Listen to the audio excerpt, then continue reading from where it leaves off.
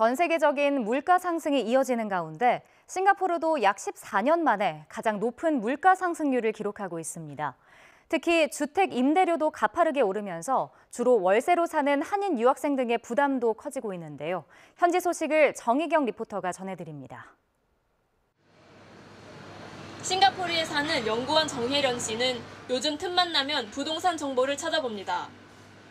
최근 살던 곳의 임대료가 크게 올라 새로운 집을 알아보기 위해서입니다.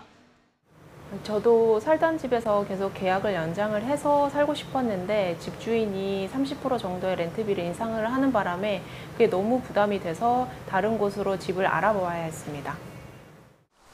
코로나19와 우크라이나 사태 등으로 14년 만에 최고 물가 상승률을 기록한 싱가포르. 특히 주거 비용이 크게 오르고 있습니다.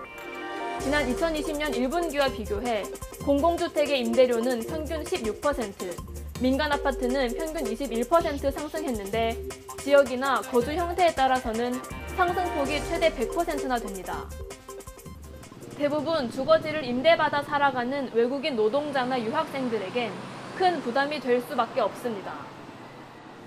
Currently, the room rental, even for public housing and private housing, is really under short supply.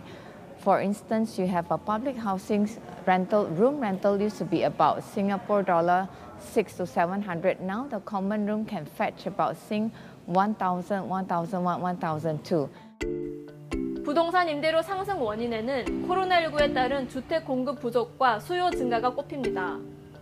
외국인 노동자가 대부분인 건설 현장에서 코로나 집단 감염과 입국 제한 등으로 공사가 지연되는 경우가 많았고 주택 완공이 미뤄지면서 기존 입주 예정자들이 임대로 눈을 돌리고 국경 개방 이후 외국인 주재원이 대거 입국하면서 수요 과열 현상까지 발생한 겁니다.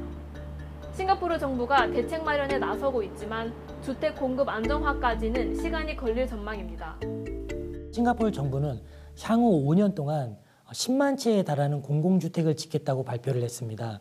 그렇지만 공공주택을 짓는 데는 최소 4, 5년의 시간이 걸리기 때문에 당분간 단기적으로는 지금과 같은 현상이 계속 유지될 거라고 보고 있습니다.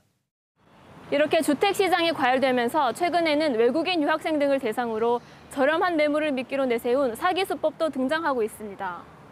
때문에 전문가들은 계약을 진행할 때 되도록 공식 공인중개사를 통하고 등기상 집주인의 실명과 신분증의 실명을 반드시 대조할 것을 조언하고 있습니다.